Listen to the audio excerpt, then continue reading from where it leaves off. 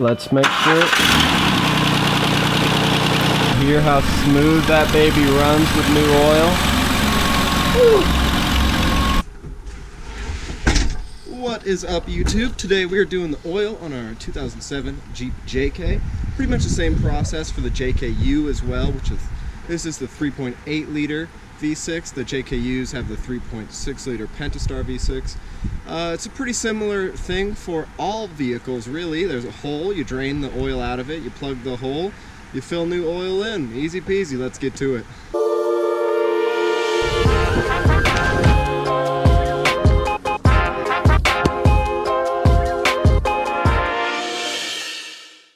So this is my dad's Jeep JK 2007 Rubicon, and we are changing the oil on it because it is better for you to change your oil than it is to take it somewhere else. Because it costs less money, you're building mechanical skills, and if you're showing it to, your kids, family members, neighbors, whoever, you're spreading the ability to get comfortable and work on cars, and that can save somebody's life. If they're in an extreme scenario, they need to fix their car up. If they've never done anything on this,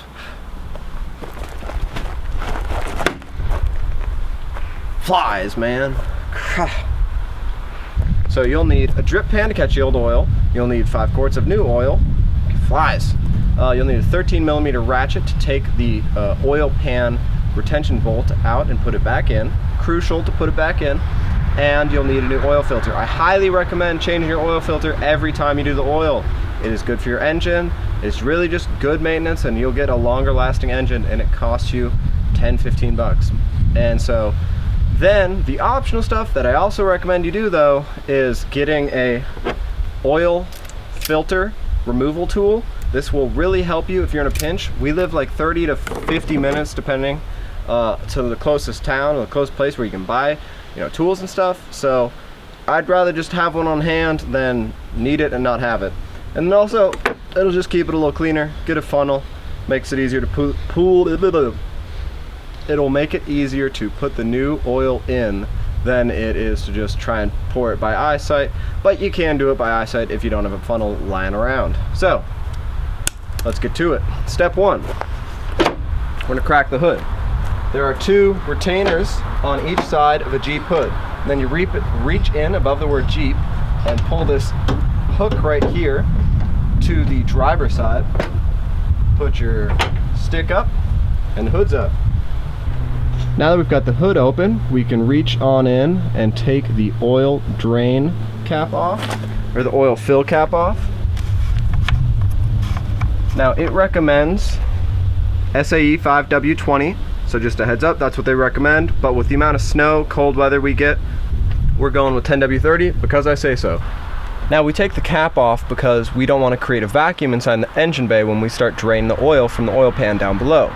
It's the same idea as when you shotgun. You pop the hole for your mouth, then you pop the top open, and once you have the top open and you start pouring, it's a smoother pour because it doesn't create a vacuum. The money saving part of doing your own oil is you buy this once and you take it to O'Reilly's or Napa or wherever, and they'll drain the oil for free, and you get to keep this container. And this costs 30 bucks, that costs 10 bucks, that costs 10 bucks. So the first time is the same price as taking it somewhere to do your oil, but the second time you already have that, so that's just $40. Now you've saved yourself $10, and each time you do it, you save yourself another $10. And you should be changing your oil probably 2-3 times a year, depending on how much you drive. So to drain the old oil, we need this can and the 13mm wrench, and we need to go under here. So now that we've got our drain pan in place, remember to take this little cap off so it can, actually go into the container and not just overflow into your lawn. Then you take your 13mm bolt, lefty-loosey, and lefty-loosey. I just said it and I forgot it. 3 hours later. So leverage is your friend, and this wrench isn't working for me, so I went and grabbed my longer wrench, and once again with the 13mm socket. Oh, there we go.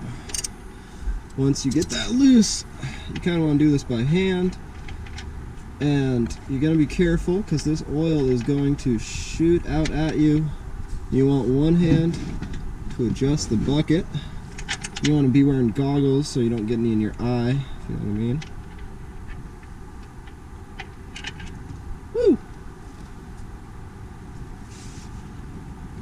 And that is a clean pour, ladies and gentlemen.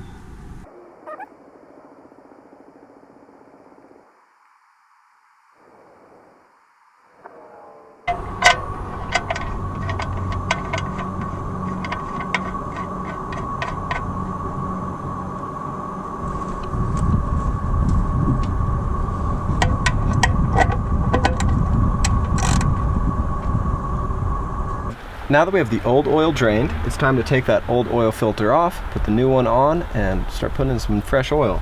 So, if you reach in here, it's just under your serpentine belt on the passenger side of your engine. Come take a look. Now, sometimes whoever did this last is an ass and made it really tight, but this person actually made it probably way too loose. That took zero effort to take off, and there might be a little bit of spillage, so you might want to put your drip pan down there. And then just lefty loosey. I dropped mine. Well, that's not good. And you're going to want to hold your old oil filter in comparison to your new one. Make sure the thread pitch is the same size and everything like that. And obviously you don't want, let me see if this focus. You don't want a bunch of pine needles on yours, but that's because I dropped mine. And there's surprisingly little oil in this, gotta be honest. I recommend taking a little bit of that old oil and rubbing it on the seal. And that's so your seal doesn't rip or tear during the installation. So now with a nice lubed up oil filter, just feel your way around down there. And righty-tighty. Get that on there, and you want it a little more than hand tight in my opinion. I wouldn't use anything extreme because you don't want to break the mounting bracket, and you don't want it so hard that it won't come off next time. So quarter turn past hand tight and you're good to go. Now the same spot that we took that oil cap off of so that we wouldn't get any burbling, right here, you're going to want to put your funnel in, or you can just do it by hand if you don't have a funnel, but it's a lot easier with a funnel. You take your 5 quarts of oil, or however many your manual prescribes.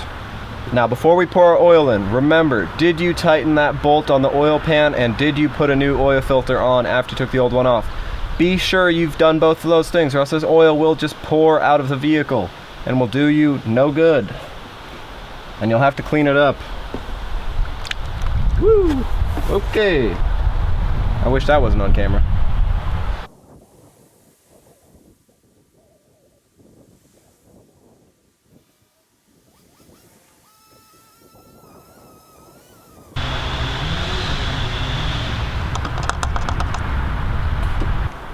And now that our oil is filled, and we've got all 5 quarts that we didn't spill in there, clean off your cap, replace it the way it came. And this is plastic on metal, so you know, don't push it too hard or you'll break it. Now that we have our oil change almost entirely done, you're gonna want to check your oil, which was located right where I just grabbed it. Wipe it clean, and you can already see how much cleaner this new oil is than the old stuff was. Put it back in, give it 2 plunges, and we are above the safe line.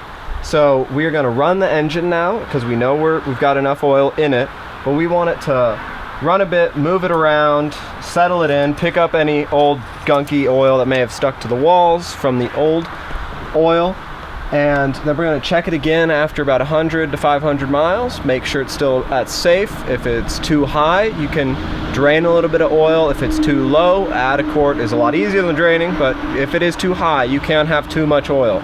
So do not let it run with too much oil. That's a huge, huge bad thing that will happen. No more engine. Engine go bye-bye. That's a happy engine. Also, go check out the how to change your alternator. Another piece of preventative maintenance that can stop you from stalling, dying on the road, or having a whole lot of weird issues that you'll never know the answer to. The answer can be alternator. Go give that video a like. now we're all done. That is a pretty simple process, and all in all, something I really recommend you do. And if you know anybody with a Jeep who should give changing their own oil and saving a couple bucks while they're at it a try, feel free to send them this link. Follow along here on Instagram at Some Guy Insta page. I do everything from outdoor adventures, how-to projects, to, you know, original building stuff. I've built my own roof rack on my Cherokee, to right now I'm renovating my barn and turning it into my dream workshop. So follow along, and remember, if some guy can do it,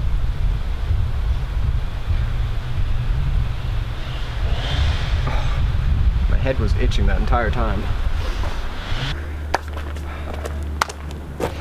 I just recorded this intro and a good amount of steps without the microphone on, so that sucked.